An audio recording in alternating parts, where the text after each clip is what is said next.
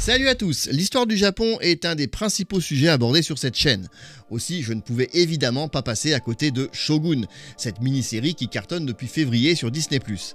Alors, dans cette vidéo un peu improvisée, on va s'intéresser à la fidélité historique de cette série, tant au niveau de la reconstitution des événements que des personnages, des décors, ou même tout simplement de la culture japonaise.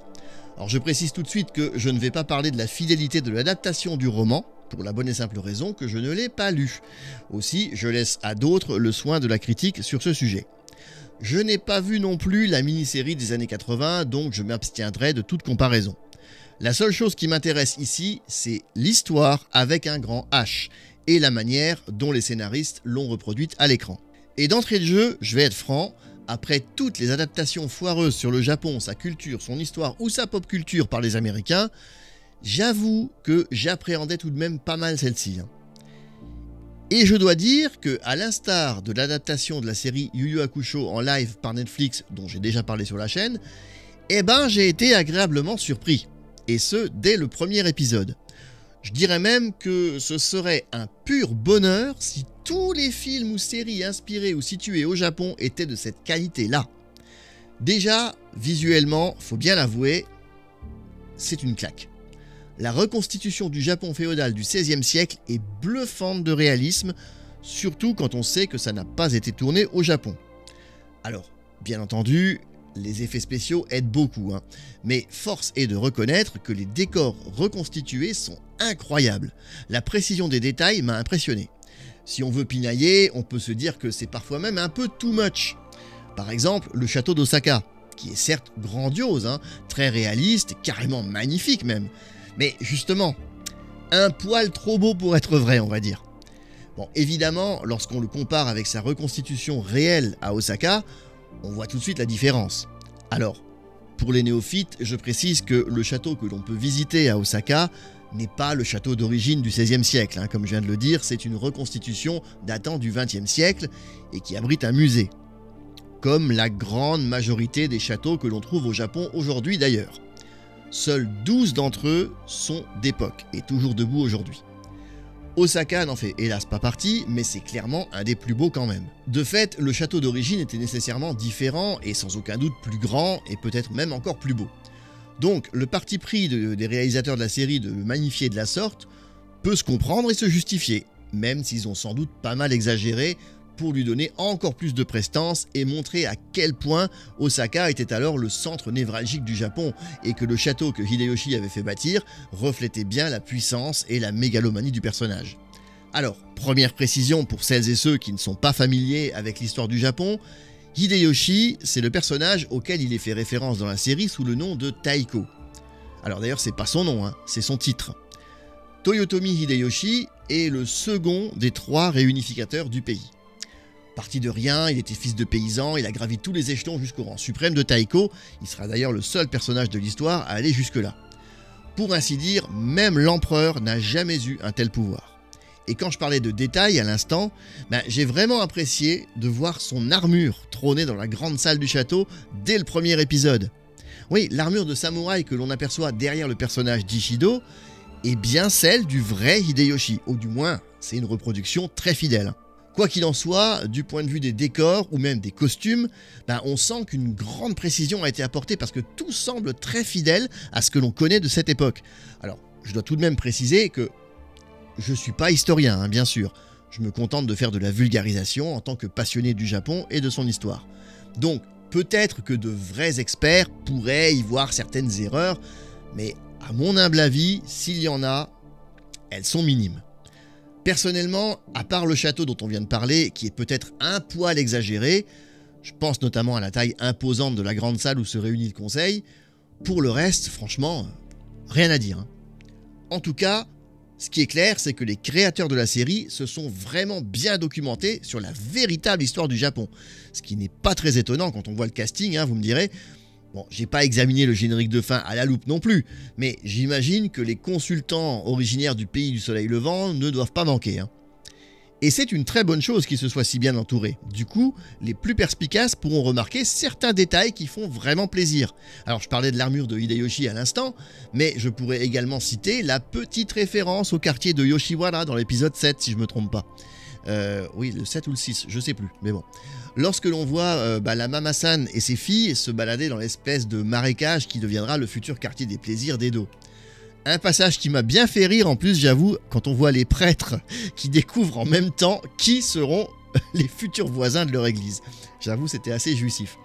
Et dans un registre nettement plus subtil, mais qui montre bien la précision dans les moindres détails et à quel point l'histoire, même si elle a été réécrite, je vais y venir, a été respectée, dans l'épisode 9, on aperçoit furtivement un symbole bien particulier sur le tanto de Mariko. Alors, je vais tâcher de pas trop spoiler pour ceux qui n'ont pas vu la série ou alors pas jusque-là. Un tanto, c'est, disons, un petit poignard, assez court et droit. Et sur le fourreau de celui de Mariko, on aperçoit le kamon, c'est-à-dire l'emblème des Minamoto. Dans la série, il est d'ailleurs fait référence au fait que Toranaga, un des personnages principaux, est un descendant des Minowara. Alors là encore, les noms sont modifiés, je vais en parler plus loin, mais c'est évidemment une référence aux Minamoto, une des plus grandes familles de samouraïs du Japon féodal, une des toutes premières même.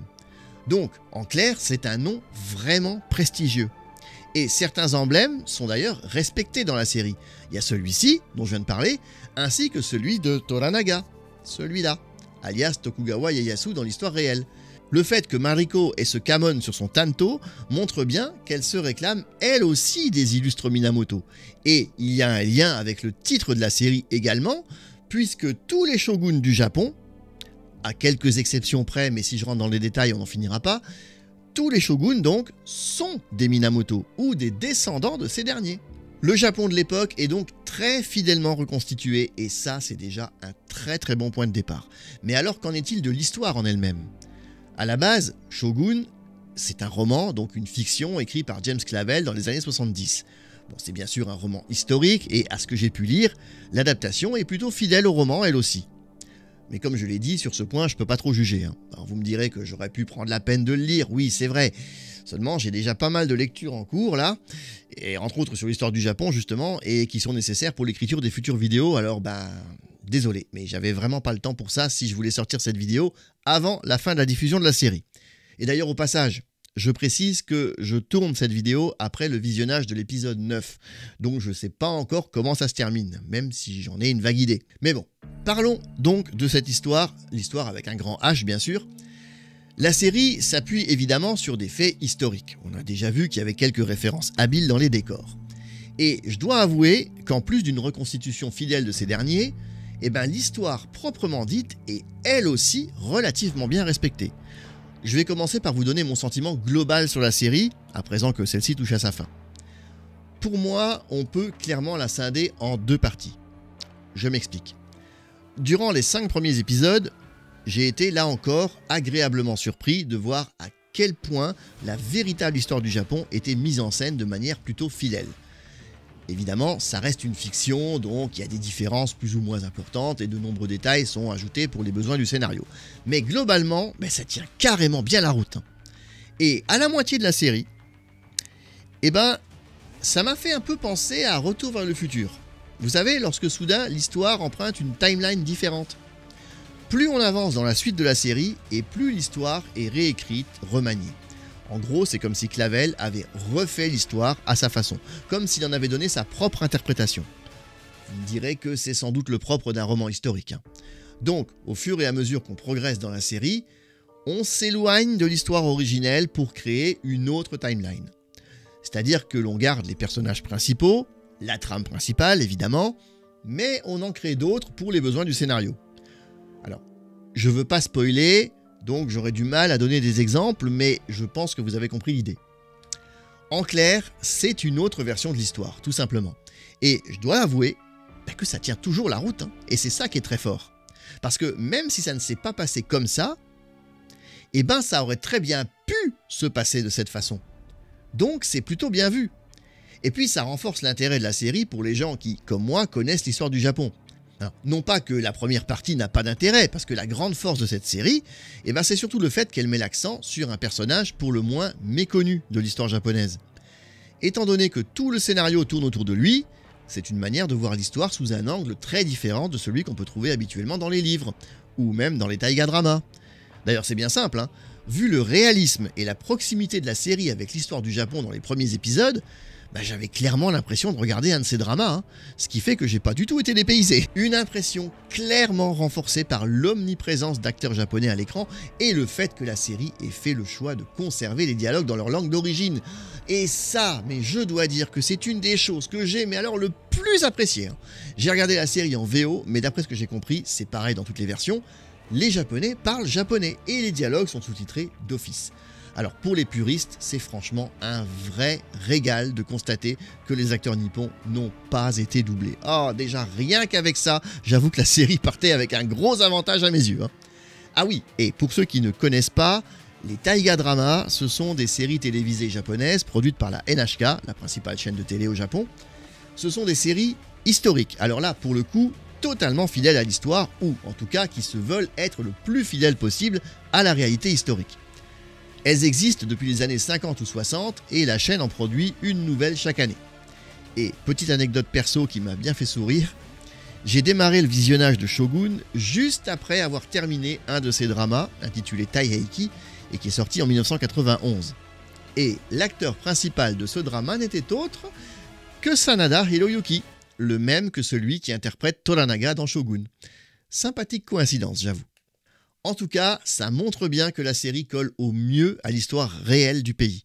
Bon, on va du coup évoquer les personnages maintenant et faire quelques comparatifs avec leurs homologues ayant vraiment existé, mais avant ça, il faut quand même que je fasse un bref rappel pour celles et ceux qui ne sont pas familiers avec l'histoire du Japon, au moins pour planter le décor, notamment si vous n'avez pas encore vu la série et que vous pensez vous y mettre.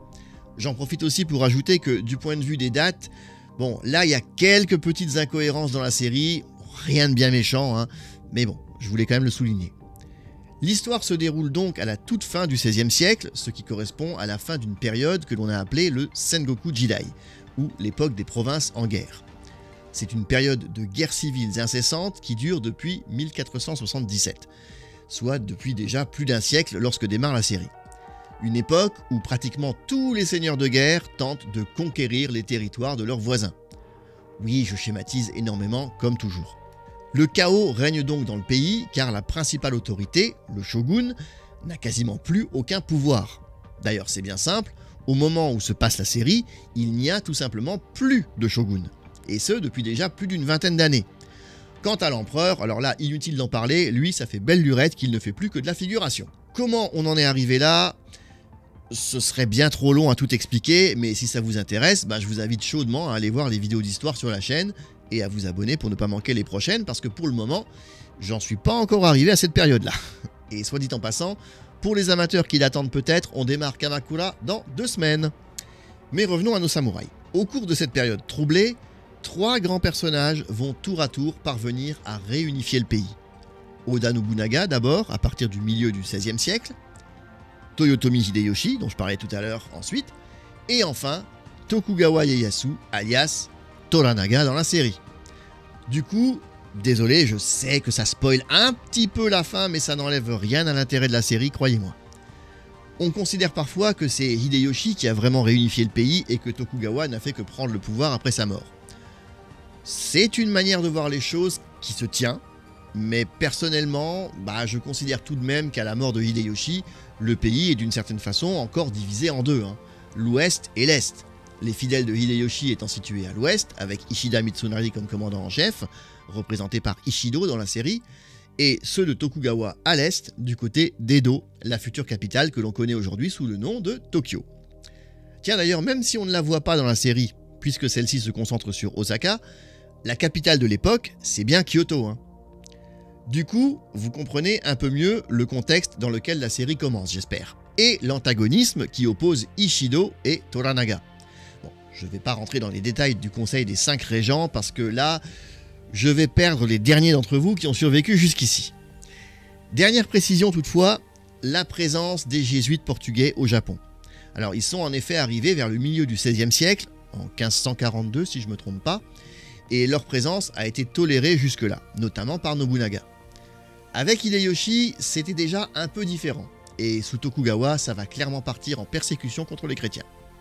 La présence d'un Anglais est en revanche nettement moins connue, pourtant le personnage de John Blackthorne n'est pas une invention. sauf son nom, bien sûr. Il a bel et bien existé et il s'appelait William Adams. Alors l'histoire officielle ne mentionne quasiment jamais son nom parce que sa présence au Japon est pour ainsi dire assez anecdotique. L'auteur du roman lui a en effet prêté beaucoup plus d'importance qu'il n'en a eu en réalité.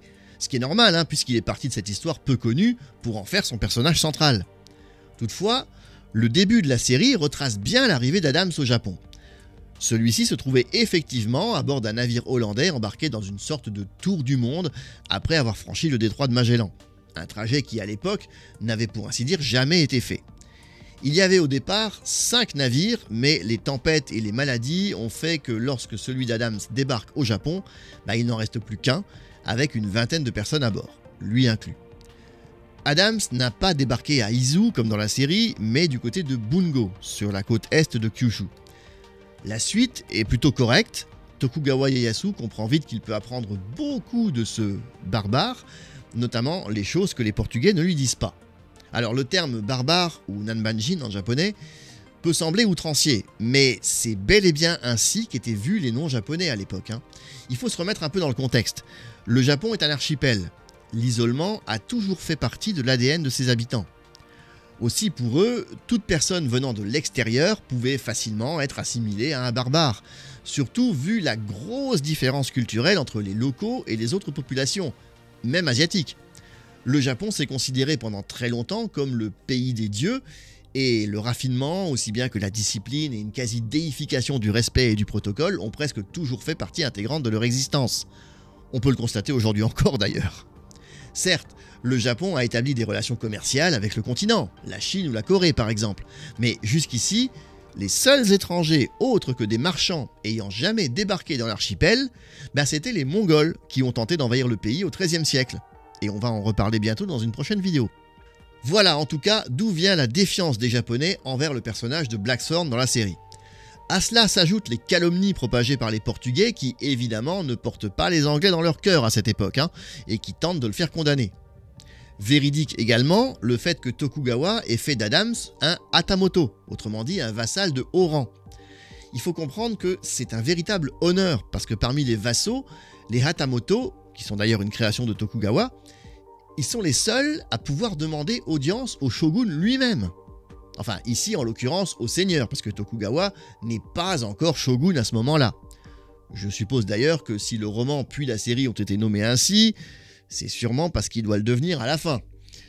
Et pour revenir à Adams, il a effectivement bien conseillé Ieyasu en termes de navigation notamment. En revanche, contrairement à certaines idées reçues, il n'est pas le créateur de la marine japonaise.